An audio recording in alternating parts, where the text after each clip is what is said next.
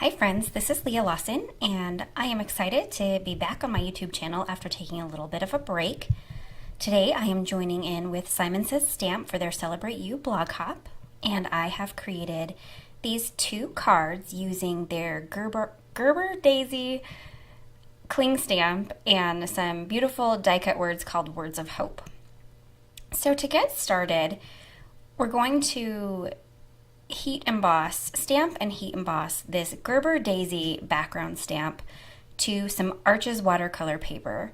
This is the hot pressed watercolor paper. If I'm being completely honest, I do prefer the cold pressed, but it has a lot more texture.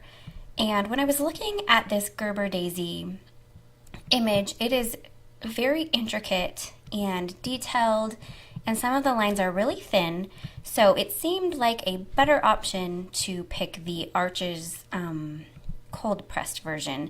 It doesn't have as much texture to it.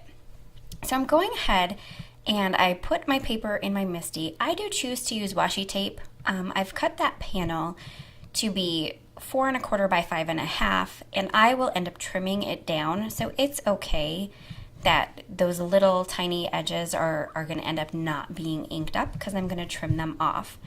If you wanted to keep the panel whole, you could easily just put some washi tape or temporary adhesive on the back of your panel. So I went ahead and inked the stamp up with some WOW embossing ink. I have found that I really love this ink because it is slow drying, so it gives you time to really make sure you get a good impression. Since this is watercolor paper, I always do 2 impressions for this stamping just to make sure that I get really good lines. Although this is deeply etched red rubber, so it probably would have been fine with just the one. But just to be safe, I stamped it 2 times. I am using WOW's bright opaque white embossing powder in super fine I'm covering my stamped image with that, and then I'm going to heat emboss it with my new WOW dual heat tool that they recently came out with at the beginning of this year. I was happy. I'm a guest with WOW this month, and so that was part of my package, which is really exciting. I love it. I love the 2 heat options that you get, although I technically it seems I mostly use the hotter heat. Okay, so I heat embossed 2 panels, and so the next part of this video, you're going to see how I create these watercolor backgrounds with Pinkfresh Studio Liquid Watercolor. This first one, I'm using colors that I'm pretty familiar with, bubblegum and sky blue. So this is a technique that I have termed drop and spritz, and I've used it a lot with these Simon Says Stamp background stamps. And I will admit that this background image didn't go as easy as the other ones have. I think it's just really intricate, and there's a lot more lines than some of the ones I've used in the past. So I did have to work it a little bit more with a brush than I have had to in the past. In the past, I've been able to really just do the drop and spritz, and then that spritzing in the water would move it around. For this image, I think that gave it a little bit too much water, so that's okay though. Liquid watercolors are really forgiving, and I was able to work it around with just some additional water, a paper towel, and a brush. So one thing that I really love about liquid watercolor is, as I already mentioned, it's really forgiving. So you're going to see me here in a little bit. In areas where I feel like I had too much of one color or it was too dark, you're really able to sop that up with I'm using a paper towel. You could use a stamp chamois if you prefer. And then you can really focus that area more on a specific color. So I wanted more of that sky blue to come through versus being purple, when you mix the bubblegum and the sky blue. And so I was able to get those areas, a little bit more to my liking. So the next color one, I'm going to go ahead. I was going to omit this, I apologize, because this one did not come together for me as well as I would have liked.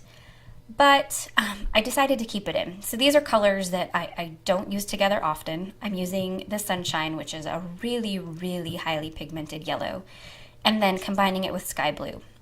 And so the problem that I had is you'll see, I'm pretty sure I was too heavy-handed with the water and the spritzing. And so I had initially a really hard time getting that beautiful sky blue to show through. So I really just had this bright yellow and this bright green, and it was too much. So as I mentioned when you watched me doing the pink and the blue version, which those are colors I'm far more comfortable with, I stated how these are super forgiving. So as you watch this one come around, and I know that both of these actually looked like a hot mess when you're looking at them initially, this one I was able to really work. And so I kept all of it in video. I did speed it up because that video would have been really, really long if you'd watched it in real time.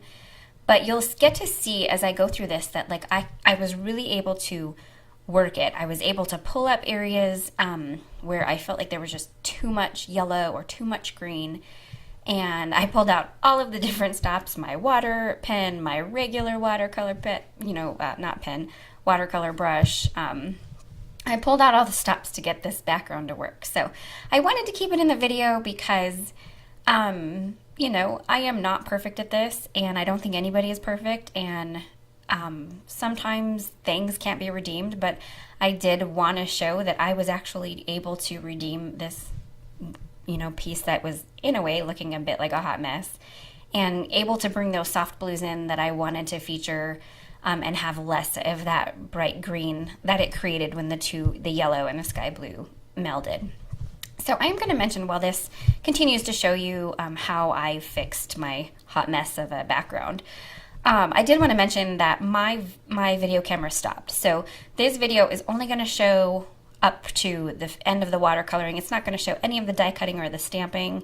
I'll mention it a little bit as we go through the pictures at the end, but I'm going to assume that you guys know how to die cut and stamp. So hopefully that's okay. I didn't want to leave the video, I didn't want to not do the video just because that piece did not record.